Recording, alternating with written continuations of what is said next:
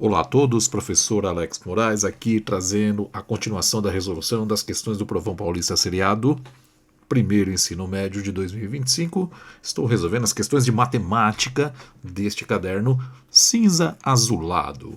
Hoje, finalmente, resolverei as 3 últimas questões deste caderno, ou seja, as questões de números 16, 17 e 18. Vamos lá, venha comigo. Aí está a questão 16. Em um curso de desenho, os alunos deveriam reproduzir proporcionalmente uma lata cilíndrica, cujas dimensões estão indicadas na figura 1. A figura 2 ilustra o esboço feito por um dos alunos, sendo que a escala do desenho ainda não foi preenchida. Sabendo que escala é a razão entre as medidas correspondentes do desenho e do objeto real, a escala utilizada na figura 2 é. E aí você tem as 5 possíveis alternativas. Muito bem, vamos lá, vamos à resolução. Bom, aqui, aí está novamente a questão para a gente se basear. E nós, qual será o método de resolução que utilizaremos, né? Aqui não tem segredo, é um único método. A gente vai aplicar o conceito de razão, ou, se você preferir, de proporção. Esse é o nome que nós damos quando estudamos isso no primeiro ensino médio, a razão ou a proporção entre figuras semelhantes. É o caso que está sendo aplicado nessa questão. Muito bem, vamos lá, sem enrolação. Primeiramente, vou destacar aqui o que é importante, né, do enunciado. Ele fala aqui, ó, ele te dá já a dica do que é para fazer, ó.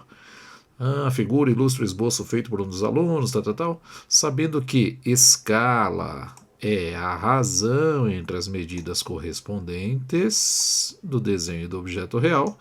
E aí ele pergunta qual é a escala da figura 2. Muito bem, tranquilíssimo, né? Aqui, direto, deixa eu colocar aqui na cor preta, diretamente a gente já faz essa questão. Bom, como é que a gente resolve então? Step by step, passo a passo. Vamos chamar aqui essa proporção, essa escala, essa razão, chama do que você quiser, né? E como é que a gente vai fazer nesse caso? Repare que aqui nós temos que a razão, vou chamar simplesmente, só para não dificultar muito, não vou inventar muito, letra R, a razão vai ser dado pelas medidas da figura 2. Então vou até colocar aqui o passo a passo, ó. Vou pegar aqui a figura 2, certo? Figura 2, e vou dividir pelas medidas da figura 1. Basicamente é isso que eu vou fazer. Pronto, isso aqui é uma razão, uma divisão, né? Pronto, aí está. E aí tudo que você tem que fazer é tomar o cuidado de pegar as medidas dos lados proporcionais, ou seja, né? Aqui embaixo você tem o diâmetro da lata, que aqui está representado pelo 4, enquanto na lata, na figura original, está 16. E a altura aqui na figura original é 24, aqui na escala está aqui deitadinho 6, tá? Em outras palavras, tanto faz. Eu vou pegar aqui, por exemplo, ó, se você pegar a altura da figura 2 e dividir pela altura da figura 1, isso tem que ser a mesma coisa do que pegar a medida ali do diâmetro da figura 2 e dividir pelo diâmetro da figura 1. Essas duas igualdades correspondem à mesma, obviamente à mesma escala. Como é que você descobre a escala? Basta você simplificar, né? Então aqui, ó, se você simplificar o 16, o 6 e o 24 por 6, aqui em cima fica 1 e aqui embaixo fica 4, né? 24 dividido por 6 dá 4. Se você fizer a mesma simplificação aqui, só que agora por 4, aqui dá 1 e aqui dá 4. E, obviamente, você descobre a escala em que está desenhada a figura. É a escala de 1 para 4. O que significa isso? Que para cada 1 centímetro na figura 2, ela corresponde a 4 centímetros na figura 1. Prontinho, resolvido, aí está a resolução da questão, o que nos leva automaticamente à alternativa C. Prontinho, de 1 para 4. Questão 16 resolvida. Vamos à próxima questão. Aí está a questão de número 17. Né? A população brasileira alcançou em 2024 a marca de 202,6 milhões de pessoas, segundo dados divulgados pelo IBGE. A distribuição regional da população está representada no gráfico a seguir. E aí você tem um gráfico que mostra as regiões do país e as suas respectivas porcentagens. Muito bem. Analisando os dados do gráfico, verifica-se que... E aí nós temos as 5 possíveis alternativas. Bom, aqui é uma questão que não tem nem muito o que pensar. Você tem que analisar e comparar a informação de cada item com o que está acontecendo aqui no gráfico, tá bem? Então, analisando os dados do gráfico, verifica-se que, item A, 1/3 da população brasileira encontra-se na região Nordeste. Deixa eu ver, a região Nordeste está dizendo que tem aqui 27%. 27% não é 1/3 de 100%. Então essa não é a alternativa correta. Né? 1/3 seria aproximadamente 33%. Né? Bom, item B. Metade dos brasileiros residem nas regiões Sudeste e Centro-Oeste juntas. Significa que se você pegar os 42% da região Sudeste e somar uns 8% que residem na região Centro-Oeste, isso vai dar em porcentagem 50%, o que corresponde à metade do total. E pronto, já chegamos na alternativa, é o item B. Aqui nem adianta você continuar porque você já encontrou. Se você quiser, você analisa, né? O item C, cerca de 70% da população está na região Sudeste e Sul. Não, né? Se você somar aqui vai dar 56%, não é 70%. O item D afirma que a população da região Sul equivale ao triplo da região Norte. A região Norte tem 9, se fosse o triplo tinha que ser 9 vezes 3, que daria 27. Não é o caso, tá bem? E, finalmente, o item E. A maior parte da população brasileira reside nas regiões Norte e Centro-Oeste. Com certeza não, né? Norte mais Centro-Oeste não dá nem 1/5 da população. Olha lá, daria 17%. Então, a alternativa correta, item B. Questão 17 é devidamente resolvida. Vamos à próxima. Finalmente chegamos aí na questão 18, a última questão do nosso caderno.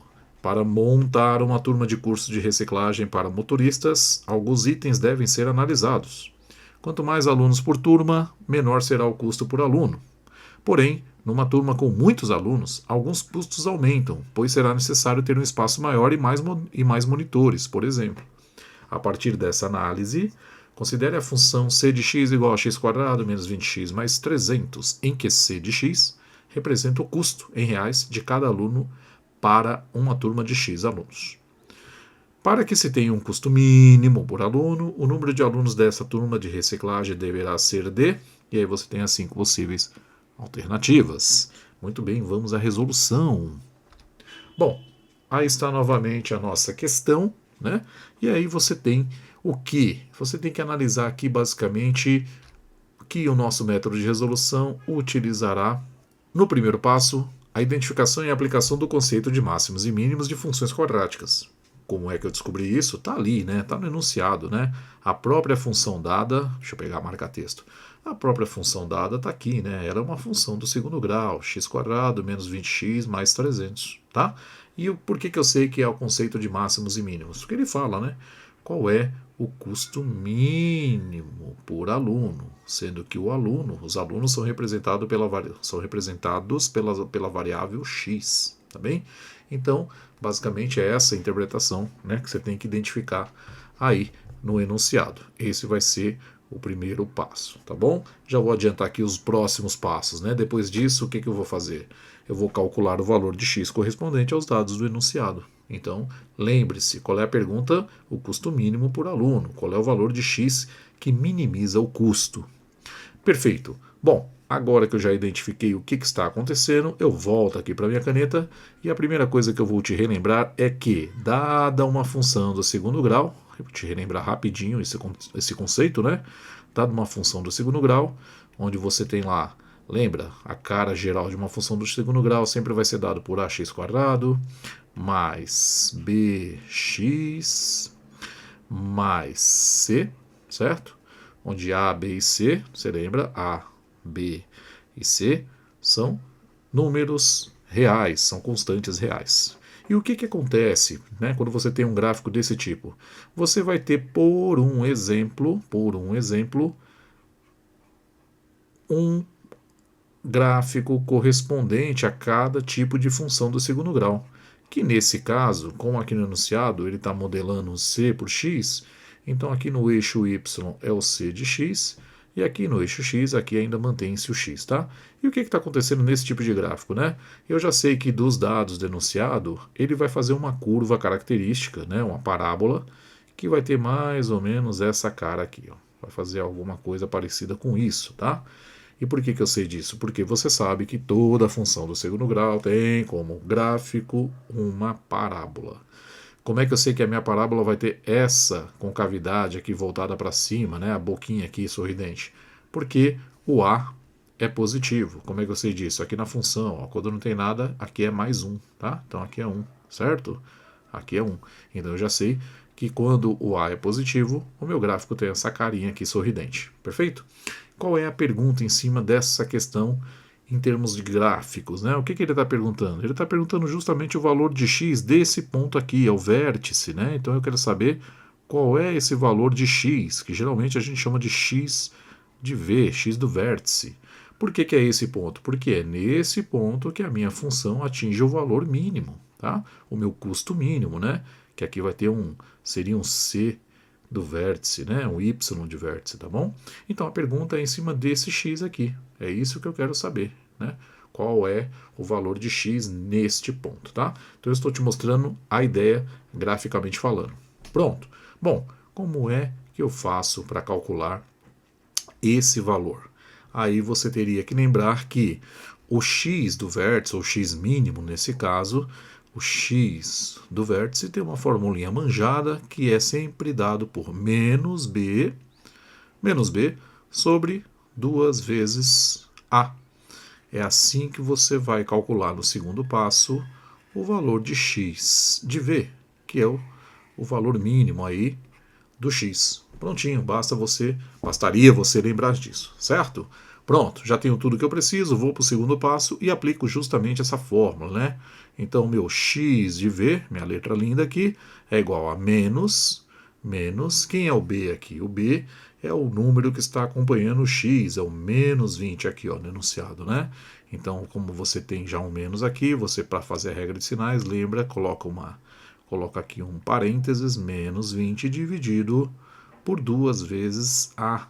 E aí a gente já identificou que nesse caso o a é o número que acompanha o x², quando não tem ali visível é 1, tá bom? Pronto, tá aí. Essa é a continha simples que você tem que fazer. Aqui vem a regra de sinais, menos com menos fica mais. Você vai ter 20 em cima, positivo, dividido por 2 vezes 1, que é 2 embaixo. E ao seguir esta conta, você descobre o valor de x procurado, que corresponde ao número de alunos. Exatamente esse valor, 10 alunos. Prontinho, resolvido. Volta lá na sua questão e assinale sem medo a alternativa do item A, 10 alunos. E pronto, resolvida a questão 18 e automaticamente resolvemos todas as questões do caderno azul acinzentado do primeiro ano do ensino médio do Provão Paulista. É isso. Convite, novamente, reforçando, para você que tem página ou perfil no Instagram e quiser me adicionar, ali está a professora Alex Moraes. Muitas questões de vestibulares, concursos militares e afins. Para todos aqueles que estão vendo este vídeo fora do YouTube por algum motivo, também tem a página do projeto no YouTube, Matemática e Física. Todas as questões lá devidamente resolvidas, passo a passo. Perfeito? Por gentileza, se for do seu agrado, me adicione. Dá aquela força. Lembre-se, preciso ficar bilionário e logo, tá bem? Para isso eu preciso de você. É isso. Valeu, forte abraço, até o próximo vídeo, hein?